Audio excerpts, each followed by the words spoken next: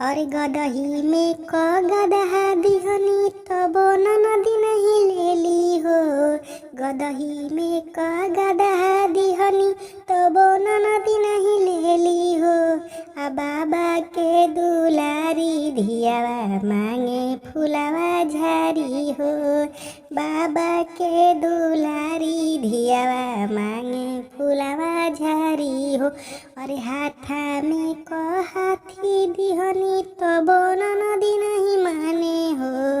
हाथी में क हाथावा दिहनी तब नदी नहीं माने हो। बाबा के दुलारी धियावा मांगे फुलावा झारी हो। बाबा के दुलारी धियावा मांगे फुलावा झारी हो।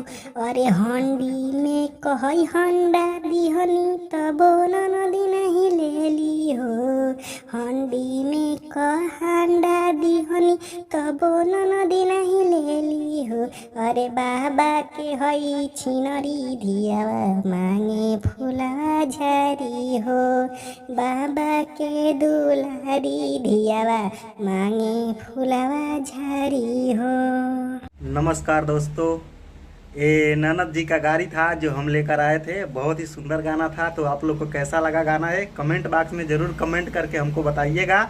और चैनल पर नए हैं तो प्लीज़ चैनल को कर लीजिएगा सब्सक्राइब, ताकि हम जो भी वीडियो डालें आप लोग को फटाफट मिला करें और आप लोग इसी तरह इंटरटेनमेंट एंजॉय किया करें।